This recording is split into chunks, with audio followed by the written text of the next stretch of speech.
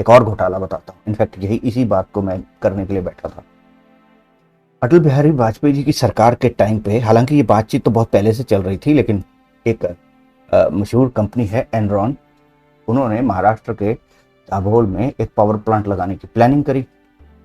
Of course इसके अंदर बहुत कुछ ऐसा था जो लोगों के सामने नहीं था।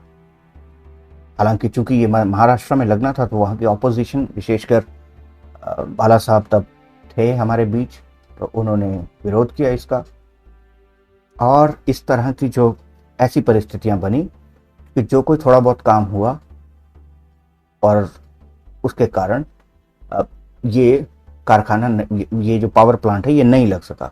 लेकिन एनरॉन ने भारत सरकार के ऊपर 38,000 करोड़ का, 38,000 करोड़ का इंडेमनिटी डाल दी गई, नुकसान की भरपाई का मुकदमा करते हुए।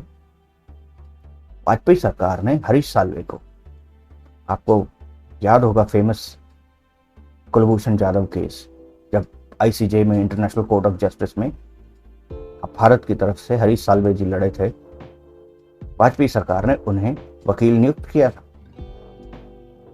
लेकिन घोटाले की बात यह है, और आप जानकर चौंक जाएंगे, कि एनरॉन के वकील कौन थे मालूम है आपको? भारत सरकार की तरफ से हरीश साल्वे लड़ रहे थे और एनरॉन की तरफ से पी चिदम्बरम लड़ रहे थे भारत के विरुद्ध। खैर, समय बीता, वाजपेयी जी के बाद यूपीए की सरकार आ गई, चिदम्बरम कैबिनेट मंत्री बन गए, एनरॉन की तरफ से मुकदमा लड़ नहीं सकते थे, वो बन गए कानूनी सलाहकार, एनरॉन के, भारत सरकार के नहीं। और एनरॉन को अपनी खुराफाती, अब तो सरकारी फाइलें उनके पास थी। आप खुद सोचिए, आप किसी ऐसे केस का वो करिए जहां दोनों तरफ से एक ही आदमी खड़ा हो, आप वो केस जीत कैसे सकते हैं? फिर भी उन हालात में हरीश साल्वे ने इस स्टेज पर पहुंचा दिया था केस को कि भारत सरकार जीत जाती। लेकिन अगला खुलासा ये और भी चौंकाएगा।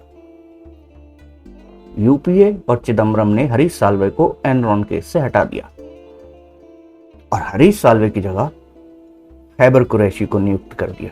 जी हाँ, ये भी वही खैबर कुरैशी हैं जिनको कुलभूषण जाधव केस में आईसीजे में हरीश साल्वे ने पटक पटक के धोया था। ये वही पाकिस्तानी वकील है। कांग्रेस ने भारत सरकार की तरफ से इस पाकिस्तानी वकील को अपॉइंट किया। आप सोचिए, कांग्रेस को कोई और आदमी नहीं मिला भारत में कोई ऐसा काबिल वकील नहीं लगा इन्हें जो भारत का पक्ष रख सके आईसीजे में। रखता कौन? क्योंकि जिन्होंने पक्ष रखना था वो तो एनरॉन के साथ खड़े थे। उसके ऊपर भारत ने इस पाकिस्तानी वकील को 1400 करोड़ रुपए फीस दी। एंड में भारत मुकदमा हार गया और भारत सरकार को 38,000 करोड़, 38,000 करोड़ रुपए का जबरदस्त मुआवजा देना पड़ा। लेकिन आप भी क्या जानेंगे लुटियन मीडिया की ये खबर आज भी आपको, you just search on Google, आप सर्च करिए, कोई एक आपको ऐसा न्यूज़ आर्टिकल नहीं मिलेगा जो इस पूरी कहानी को के ऊपर थोड़ी सी भी रोशनी डाल सके। सर्च इट, मेरा चैलेंज है। 38,000 करोड़ रुपए का मुकदमा लड़ने के लिए 1400 करोड़ रुपया फीस दी। हालांकि अगर आपको क्लेम केसेस का पता हो तो वकील जो हैं वो अपनी फीस परसेंटेज में तय करते हैं। यानी कुछ वकील कहते हैं कि जो क्लेम मिलेगा उसका मैं 10% लूंगा, 20, 30, 40 व्हाटएवर। लेकिन इस पर कोई हंगामा नहीं हुआ, कोई बात नहीं। सोचिए अगर यही केस मोदी जी के समय में होता, ऐसे तो होता ही नहीं, क्योंकि ईमानदार आदमी के सामने no one can con an honest man. फिर भी मान लीजिए फॉर एन एग्जाम्पल होता तो ये चमचे छोड़िए, भक्त भी डंडा लेकर मोदी जी के पीछे पहुंचते। एक और मजेदार बात, जिन कंपनियों का एनरॉन में निवेश करके ये प्रोजेक्ट केवल फाइलों पे किया था, उनका निवेश जो था, यानी 3-4 कंपनियां थी जिन्होंने एनरॉन के साथ पार्टिसिपेट किया था, दे स्पेंट ओनली 300 मिलियन। उन्होंने केवल करीब 1500 करोड़ रुपए इन्वेस्ट किए थे। और बैठे बिठाए केवल 7 सालों में 1500 करोड़ जो है वो 38,000 करोड़ बन गया। एक भी बिजली का यूनिट नहीं बनाया, एक भी प्लांट नहीं लगाया, कुछ नहीं किया। आप सोचिए, हमारी सोच की क्षमता से ज्यादा विनाशकारी है कांग्रेस का ये सिस्टम। और ये वर्ल्ड फेमस इकोनॉमिस्ट, पढ़े लिखे, एक्सपीरियंस्ड मनमोहन सिंह की सरकार थी।